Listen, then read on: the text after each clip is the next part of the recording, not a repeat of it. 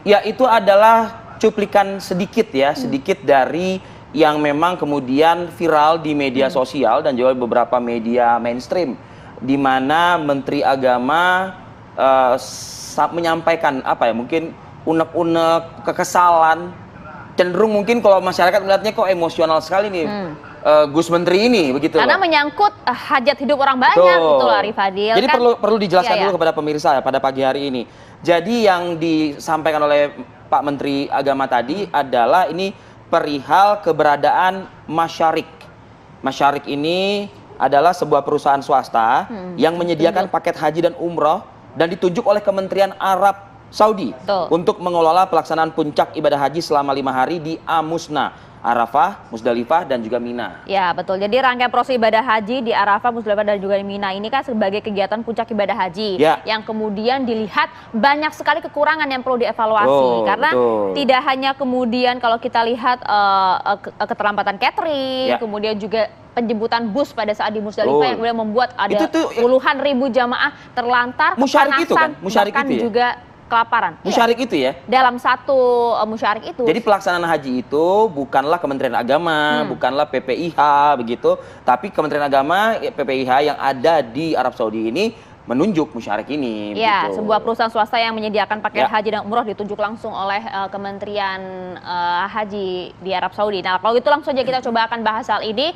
langsung bersama dengan Wakil Ketua Komisi 8 DPR Aceh Hasan Sadli. Assalamualaikum, selamat pagi Kang Aceh. Assalamualaikum, selamat pagi. Waalaikumsalam warahmatullahi wabarakatuh. Selamat pagi Mbak Maria, Mas Arif. Alhamdulillah sehat semua ya. Alhamdulillah. Kang Aceh, Anda kan juga yang pertama pada saat kejadian di Musdalifah, Anda yang juga kencang sekali untuk hal ini dievaluasi dan juga kemudian memberikan hal-hal yang bisa dilakukan juga di Musdalifah untuk mengantisipasi terlantarnya puluhan jamaah di sana. Hingga saat ini ternyata masih juga berlangsung berbagai kejadian-kejadian yang tidak mengenakan bagi para jamaah kita hingga kemudian membuat Menak marah begitu, Kang. Respon Anda, Kang?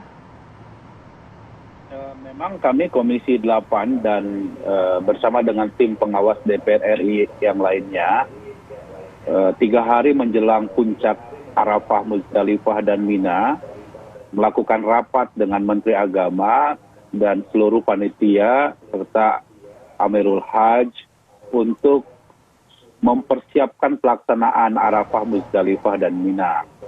Di dalam rapat tersebut kami mengingatkan kepada Menteri Agama dan seluruh jajarannya agar mempersiapkan kemungkinan contingency plan jika, atau kami menyebutnya sebagai kedaruratan, jika nanti di dalam pelaksanaannya nanti tidak sesuai dengan yang diharapkan. Salah satunya adalah soal bagaimana jika di Mina tidak sesuai dengan kapasitas yang diberikan oleh Masyarik. Ya.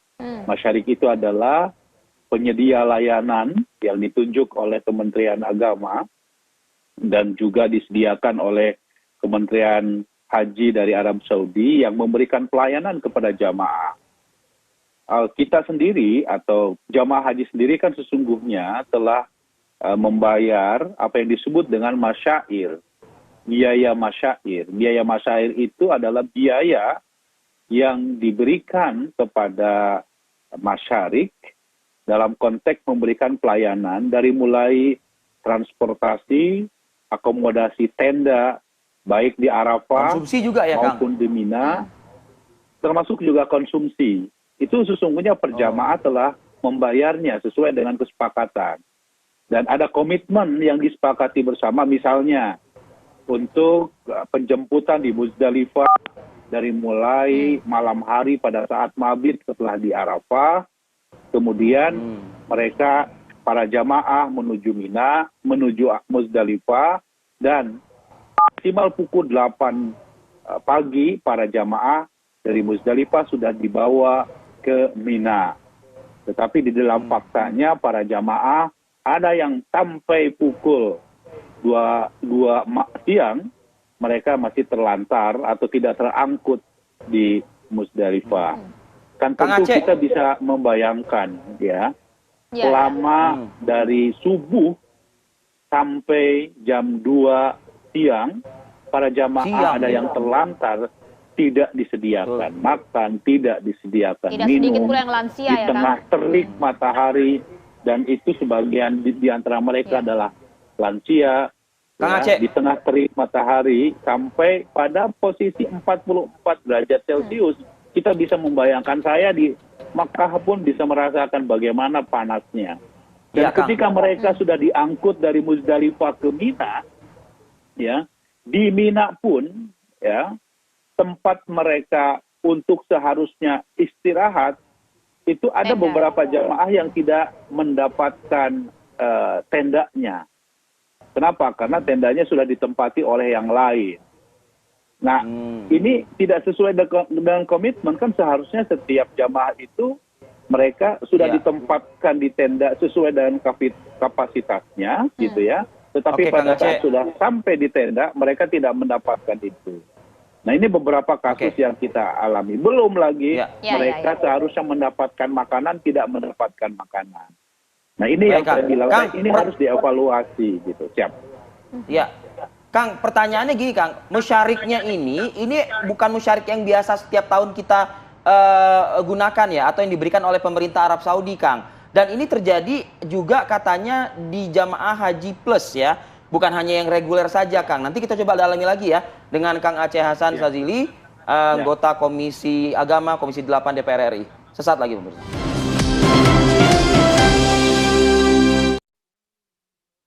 Kembali lagi di Apa Kabar Indonesia Pagi. Kita juga sudah bergabung bersama Apa Kabar Indonesia Pagi langsung dari Arab Saudi ya, Mas Sabtuari. Mas Sabtuari ini adalah salah seorang jamaah haji reguler yang pada saat kejadian ya Mas Sabtuari ini mengirimkan video-video nih dan juga menguploadnya ke media sosial begitu ya Mas Sabto. Tadi Kang Aceh, Wakil Ketua Komisi 8 menyampaikan tuh gambarannya. Tapi sebetulnya realnya seperti apa Mas Yang Sabtuari? dirasakan langsung di sana oleh Pak Sabtuari dan juga keluarga. Ya. Silakan. Terima kasih Mas Arief, Mbak Maria. Kalau saya sebagai jamaah reguler dari SOJ Solo, Embarkasi Solo, Kloter 44, merasakan untuk yang pekerjaan di PPIH itu rapi sejak awal kami masuk. Diterima di Madinah, bisnya, semua penginapan itu rapi. Cuman kerasa banget memang perbedaan ketika sudah dihandle oleh masyarik di Armusna, di Arafah, Musdalifah, dan Mina. Musdalifah dan Terutama, Mina. ya betul, kalau yang di Arafah itu ukuran tendanya itu kan sekitar 15 kali 25, diisi satu kloter, jumlahnya sekitar 360 orang. Itu kan sudah sangat-sangat bahasanya ya sangat sesak gitu loh. Jarak antar kasur tidak ada. Cuman memang kalau untuk ibadah haji dianggap sebagai ujian. Alhamdulillah kita terima kasih sekali sudah dapat kasur, karena tahun-tahun sebelumnya nggak ada kasur. Cuman memang kalau lebih ditingkatkan ke depannya paling tidak ada jarak atau jumlahnya dibatasi sehingga jamaah bisa lebih fokus dan lebih beribadahnya lebih tenang. Nah, ketika masuk ke Musdalifah, nah kejadian yang menghebohkan kemarin kan karena kami itu dijemput sudah telat. Jam 1 malam, jam 2 malam itu masih banyak rebutan bis di Arafah untuk berangkat ke Musdalifah. Jadi saya tuh berangkat jam 2, setengah 3 malam itu masih banyak yang belum keangkut gitu loh. Bis-bis itu masih berdatangan sampai ke Musdalifah menjelang subuh. Kita ngambil batu, sholat subuh dan lain sebagainya. Terus persiapan untuk berangkat ke Mina. Nah itu dari habis subuh, bisnya tuh sangat jarang banget yang datang gitu. Datang satu, habis itu nggak ada lagi, datang satu, nggak ada lagi. Sampai puncaknya jam 8 pagi, jam 9 matahari terik, nggak ada makanan, minuman mulai habis, jamaah gelisah. Sementara antrian panjang banget. Dan sampai jam 11 mulai banyak yang pingsan. Jam 12 saya sendiri baru dapat bis ketika tiba-tiba ada bis bantuan datang dan orang juga masih rebutan. Teman-teman yang lain cerita mereka baru sampai dapat 44 derajat Celcius juga ya. 42 sampai 44. Jadi kalau kena kulit kan panas, kena kepala pusing, dan di tenggorokan tuh pasti cepat kering kan. Dan itu banyak yang kejadian pingsan. Nah, baru nanti saya sendiri berhasil dapat bis itu jam 12. Ada beberapa teman baru dapat jam 2, diantar ke Mina, dan di Mina tuh kita nggak 100% di drop di depan pintu maktab. Ada yang harus jalan naik dulu, ada yang harus jalan berapa kilo dulu gitu loh. Jadi kalau saya bilang kemarin untuk masyarik tahun ini emang butuh banyak evaluasi agar tahun-tahun ke depan tidak kejadian lagi gitu loh. Jadi memang menurut saya sih agak, apalagi dengan haji ramah lansia, Jadi saya sendiri melihatnya Iya. sangat-sangat, wah ini kalau nggak ada bantuan. pasti Anda banyak katanya korban. bawa orang tua juga Ada yang ya? suami istri, iya suami istri pakai kursi roda tuh dorong sendiri di tengah terik matahari hanya untuk ngejar bis. Ya Dan Allah. ketika udah masuk bis itu kan jamaah mau nggak mau mengutamakan kepentingan diri sendiri kan, tabrak-tabrak dan lain sebagainya. Tapi ada juga yang saling Ya tolong Allah. menolong, ayo dibantu ya dibantu gitu loh. Jadi kondisi kemarin sangat menegangkan lah di Musdalifah itu, Chaos sangat lah ya. menegangkan. Chaos, lumayan chaos. Tapi alhamdulillah tidak ada yang berantem, tuh nggak ada. Tapi polisi dari Arab Saudi membantu. Ini di luar Masyarik ya. Jadi mereka datang, setiap ada bis kosong dicegat. Ada bis kosong dicegat. Stop dulu, stop dulu, stop dulu. Untuk jamaah bisa masuk. Ada bis yang menerima, ada bis yang menolak. Salah satu kawan saya, satu kloter tuh membawa simbah-simbah dan nenek-nenek yang pingsan. Ada bis dari rombongan Mesir itu yang di stop dan dia mau berhenti. Padahal orang Mesir, beda negara, itu isinya cuma 10 orang, bis itu kosong. Ada yang masuk di 50 orang lebih dan diantar oleh bis dari rombongan Mesir itu sampai ke maktab maktab 65 di Mina. Jadi luar biasa kemarin itu, Mas. Ya, Mas Sabtuari, sempat Ya. ada tidak sih penjelasan begitu singkat mungkin dari pihak Pada saat di Masyariknya? lapangan, Iya, pada saat di chaos lapangan. terjadi. Tidak ada penjelasan karena mereka tuh pakai bahasa Arab ya. Petugas kami, petugas dari yang Indonesia itu juga banyak yang tidak bahasa Arab. Jadi mereka cuma teriak-teriak aja, stop, stop. Akhirnya teman-teman kan bergerak sendiri kan. Mereka pintu dibuka, caranya gimana caranya itu mereka bisa di pinggir jalan nyotopi bus dan minta air karena sangat haus sekali, nggak ada minuman kan. Jam 12 tuh baru datang drop-dropan air. Infonya tuh sih dari sisa-sisa yang di Arafah gitu loh, rebutan air. Sebagian jamaah lagi minta ke pengendara, bahkan pengendara tuh banyak yang keluar mobil, mereka nyemprotin kami itu dengan botol air, disemprot-semprotin kayak gitu. Nah itu Masya Allah, kalau saya sih melihatnya mengharukan, memang ujian luar biasa. Nah ujian kedua ketika kita sudah masuk ke Mina, ya Iya. di Mina Iya. itu kan kondisi tendanya tidak mencukupi. Ukuran tenda 8 kali 8 meter dikalikan 4 tenda jadikan satu, digunakan untuk satu kloter 360 orang loh, itu sama seperti yang di Arafah gitu loh. Alhamdulillahnya kami masih dapat kasur karena infonya sebelum pandemi kan nggak ada kasur, jadi hanya karpet. Kami dapat kasur kemarin, cuman ya tidak ada jarak sama sekali. Tiap orang dapat ukuran tuh hanya 0,8 meter. Jadi tidur itu emang benar-benar nggak bisa miring kanan nggak bisa gitu loh. Terus nggak kebagian Pada saat air, kejadian tersebut nih Mas Sabtuari, di Musdalifah, Ya. di Mina dengan tenda yang tidak memadai seperti itu, ada Ya. nggak sih perwakilan masyariknya inilah begitu loh, atau mungkin dari perwakilan dari pemerintah Arab Saudi lah ya, dari kementeriannya kah begitu, yang memang Menjembatani komunikasi begitu ya iya, dengan gitu, jamaah hadir di situ, setidaknya mengucapkan permintaan Iya. maaf atas kejadian yang berlangsung begitu loh. Kalau itu saya kurang mengerti karena komunikasi kami kan dengan para petugas haji ya. Mungkin petugas PPIH, haji yang iya. berkomunikasi Iya. dengan mereka gitu loh. Dengan terbatasnya satu maktab itu, kamar mandinya kan juga cuma satu lokasi dan terbatas. Padahal di situ satu maktab bisa digunakan 6 atau 7 kloter. Artinya ada 2.500 orang di situ. Jadi kalau buang air itu sangat harus antri panjang. Buang air kecil itu kadang kalau nggak tahan, saya lihat orang harus buang air kecil pakai botol. Kalau nggak pakai alat yang alat khusus buat penampung kencing itu. Nah kalau buang air besar itu yang waduh kacau balau itu. Ada yang teman nahan berapa hari nggak buang air besar karena kondisi memang sangat-sangat antrinya panjang sekali untuk di Mina tersebut. Jadi memang kalau untuk Mas, kedepannya sih harus diperbaiki supaya jamaah bisa lebih bisa. Oke, Iya, oke. pasti. Iya, Oke. dievaluasi. Kita coba berpindah ke DPR nih, ke Kang Aceh Hasan. Kang, menyambung pertanyaan saya tadi di segmen sebelumnya, sambil kita juga memfollow up data yang disampaikan oleh Mas Sabtuari ini. DPR yang setiap tahun tentu ikut mengawasi jalannya proses ibadah haji secara langsung di sana. Ini baru terjadi kali ini kah, Kang Aceh? Atau memang setiap tahunnya memang sudah seperti itu? Toilet hanya satu untuk Jaraknya berapa tadi jauh. tuh? Iya kan? 300-an Wow. jamaah dalam satu tenda. Iya, Silakan, Kang. gini, yang harus saya sampaikan adalah bahwa memang pengelolaan ibadah haji tahun ini agak berbeda dengan tahun sebelumnya ya. Kenapa? Karena tahun sebelumnya penyedia layanan itu adalah muasasah ya.